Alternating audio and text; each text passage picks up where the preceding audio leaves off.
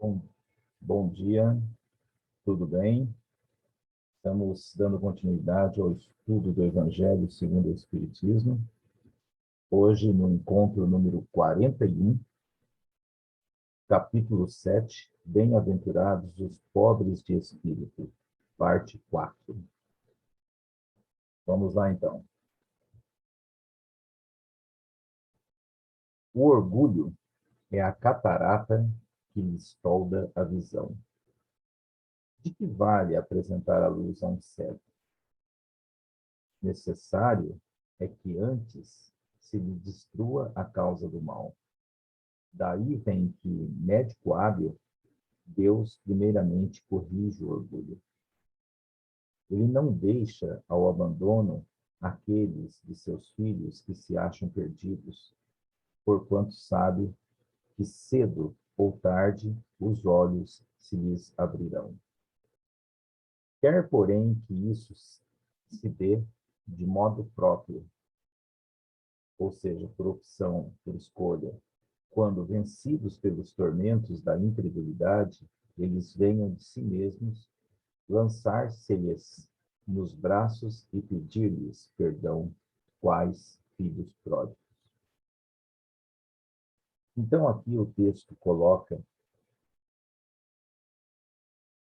as razões que o indivíduo entra nesse processo de negação.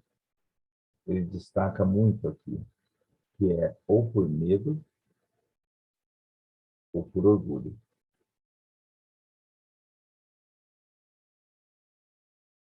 Como ele aqui, no segundo, no final aqui, ó, daí vem que médico hábil, Deus primeiramente corrige o orgulho.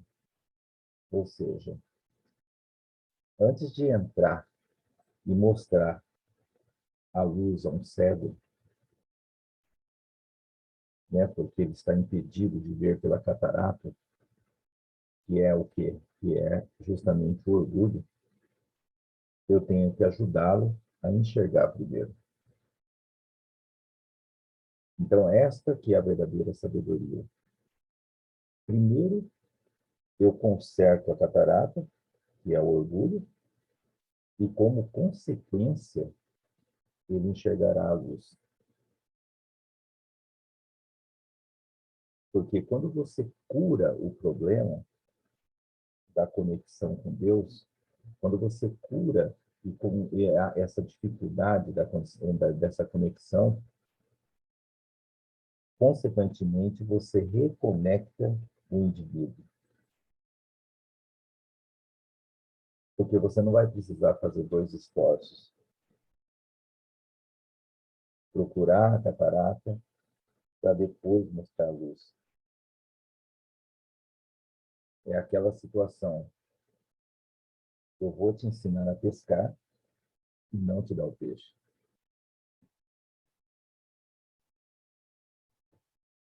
No segundo parágrafo, ele coloca, ele não deixa ao abandono aqueles de seus filhos que se acham perdidos, porquanto sabe que cedo ou tarde os olhos se lhes abrirão. Quer, porém, que isso se dê de modo próprio, quando, vencidos pelos tormentos da incredulidade, eles venham de si mesmos lançar-se-lhes nos braços e pedir-lhes perdão, quais filhos pródigos.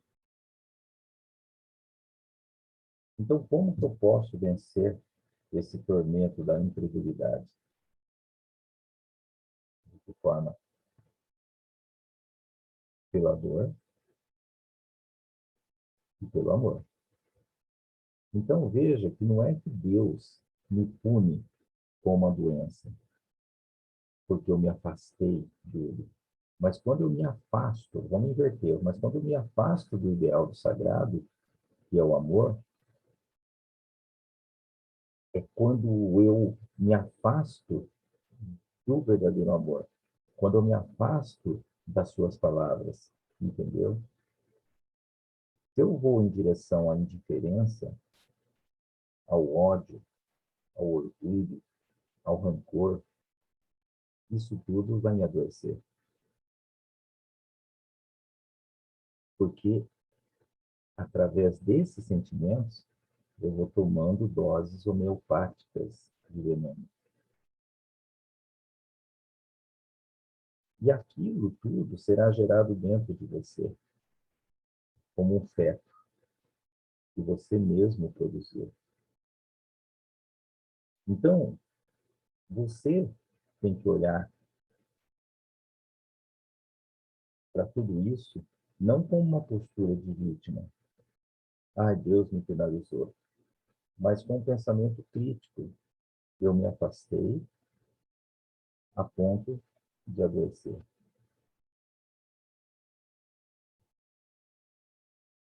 Porque fumar, por exemplo, fumar excessivamente é desamor consigo mesmo. Comer muita fritura é desamor consigo mesmo. Então, afastar-se de Deus é desconectar-se do amor próprio e viver em função de agradar o outro e do pensando assim, tendo aquela postura que os outros vão pensar, entendeu? É ter aquela postura de fazer de tudo para ser bem recebido, de ter um status, de parecer ser importante. Então, o que temos que fazer? É avaliar de fato o que está no nosso coração.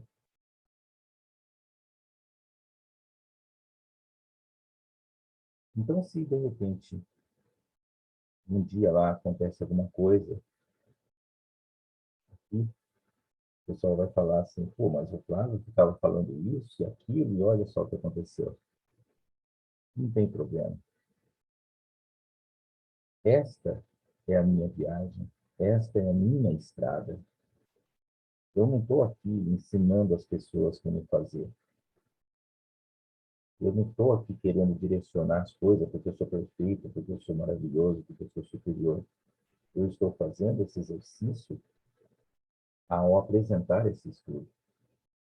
Este é o meu exercício de oração. Este é o meu exercício de cura. E eu compartilho isso com vocês. Mas não significa que eu seja o exemplo de conduta. Eu sou mais um aluno. E ter consciência disso vai me fazer uma diferença gigantesca. Saber que eu sou pequeno, saber que a partir do momento que eu estou colocando isso para vocês, eu também estou aprendendo. Eu estou estudando para passar isso aqui para vocês. Ok? Vamos lá. Ó vós encarnados, que vós achais em prova e buscais a luz, que a vontade de Deus venha em meu auxílio para fazê-la brilhar em seus olhos. A humildade é virtude muito esquecida entre vós. Bem pouco seguidos são os exemplos que dela se vos têm dado. Entretanto, sem humildade, podeis ser caridosos com o vosso próximo? Ó não, pois que esse sentimento nivela os homens, dizendo-lhes que todos são irmãos, que se devem auxiliar mutuamente e os induz ao bem. Sem a humildade, apenas vos adornais de virtudes que não possuís, como se trouxesseis um vestuário para ocultar as deformidades do vosso corpo.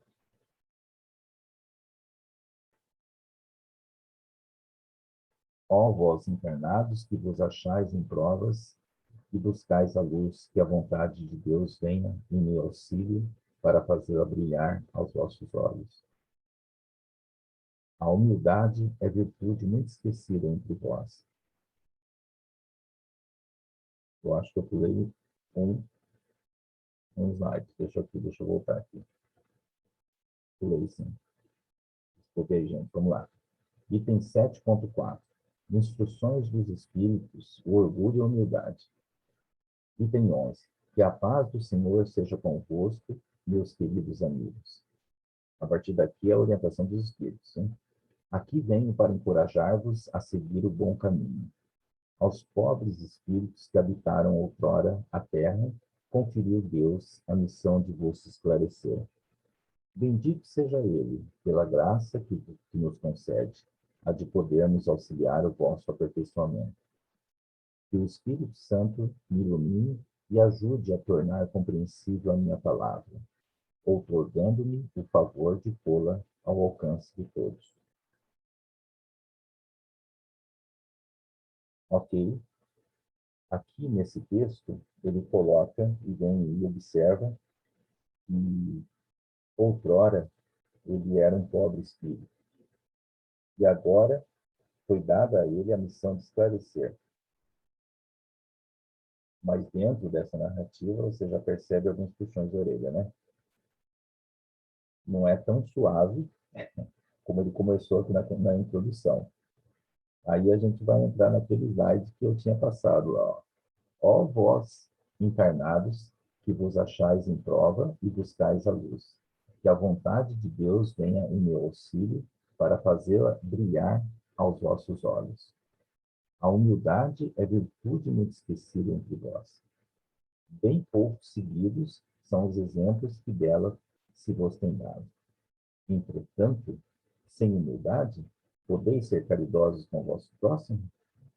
Oh, não, pois que esse sentimento nivela os homens, dizendo-lhes que todos são irmãos, que se devem auxiliar mutuamente e os induz ao bem. Sem a humildade, apenas vos adornai de virtudes que não possuís, como se trouxessem um vestuário para ocultar as deformidades do vosso corpo.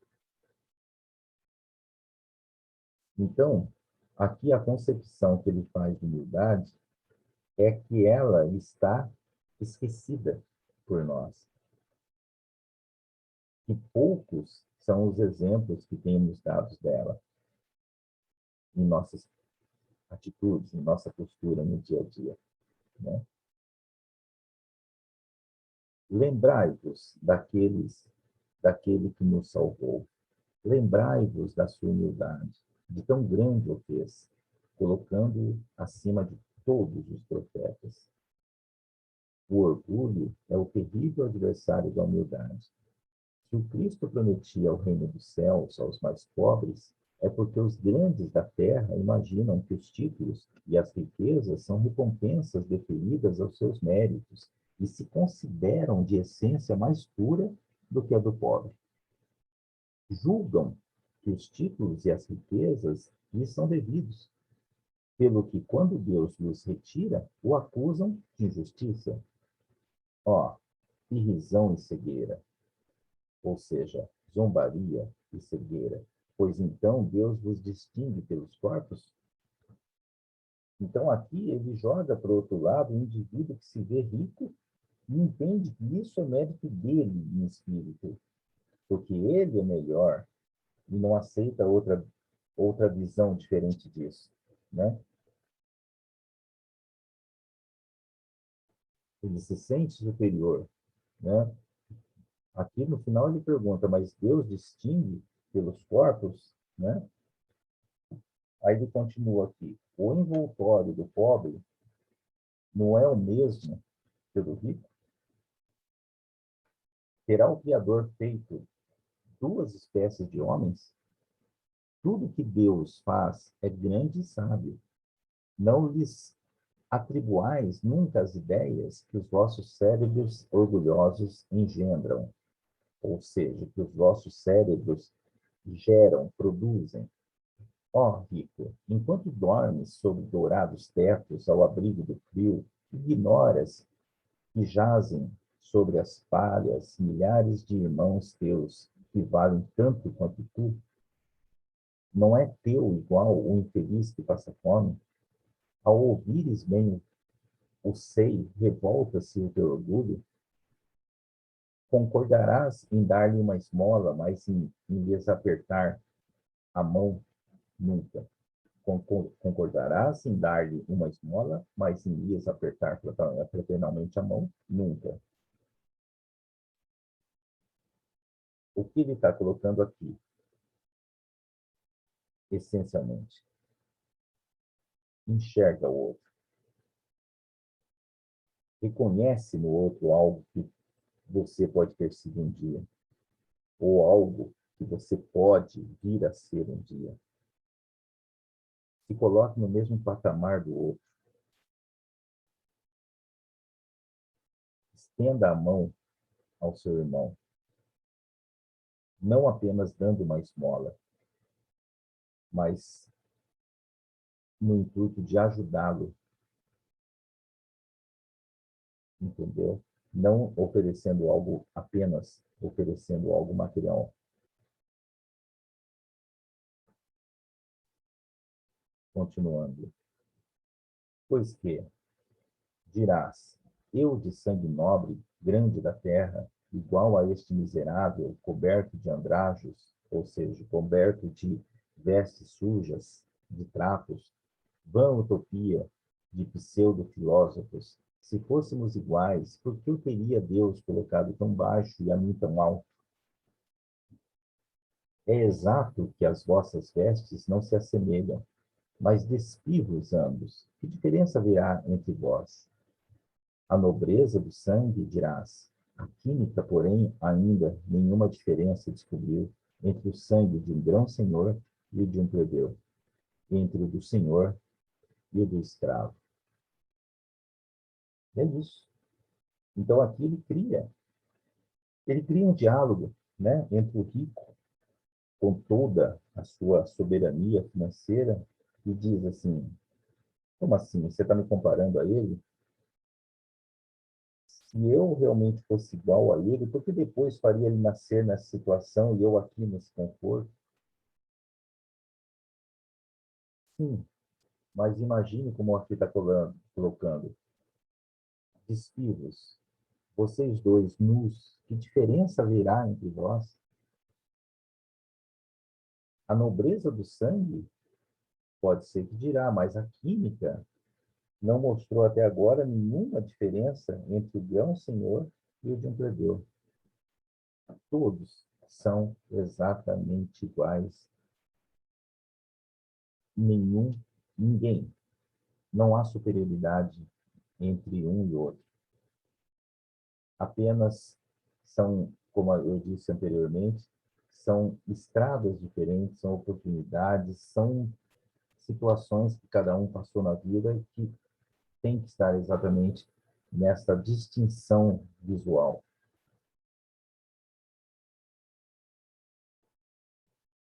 Quem te garante que também tu já não tenhas sido miserável e desgraçado como ele?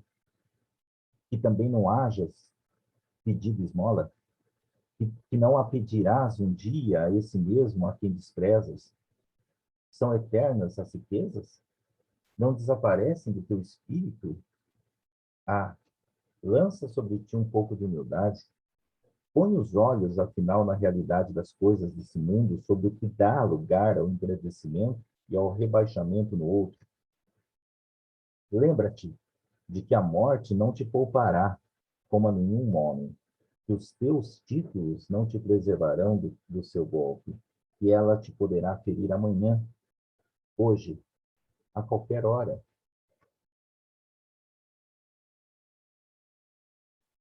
Então, é isso aí. Veja realmente se são esses valores que valem para você. Veja se você está tão no alto como você pensa. Avalia melhor as pessoas com as quais se relaciona. Abra seus olhos sob uma nova perspectiva.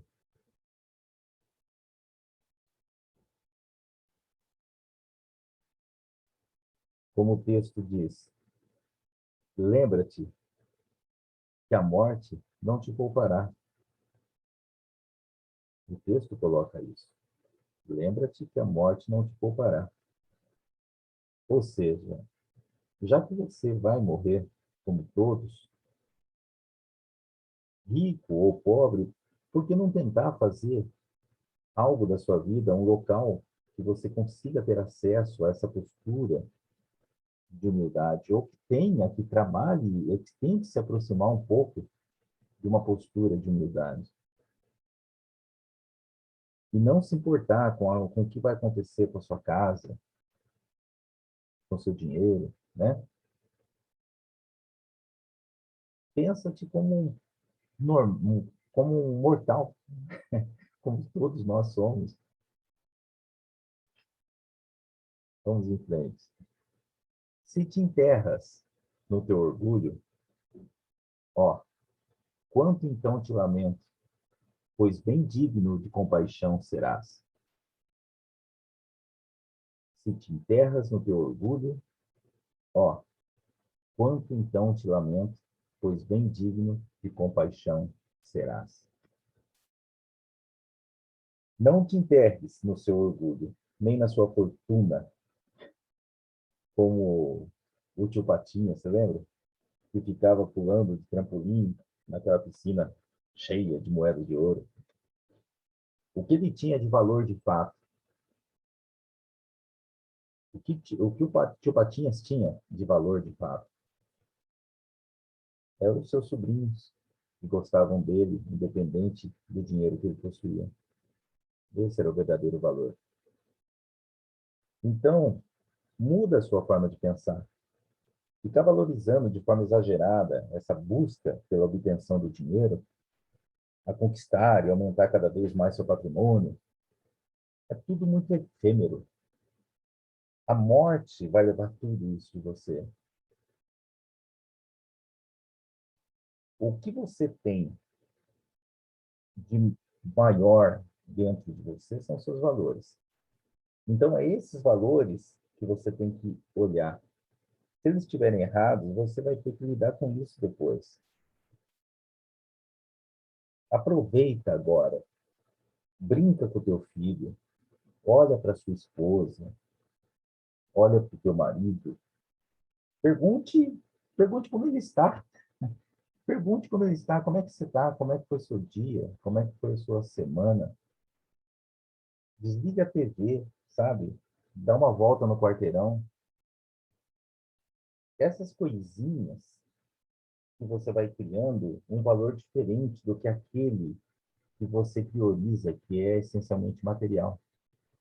Então, comece a desenvolver a humildade. Comece a desenvolver a valorização das pequenas coisas da vida. Em cada passeio, em cada diálogo, em cada momento que você fizer isso, você vai aprender algo novo, seja com a sua esposa, com seu marido, com seu filho, com a sua empregada, com o seu vizinho, com o gari. É isso.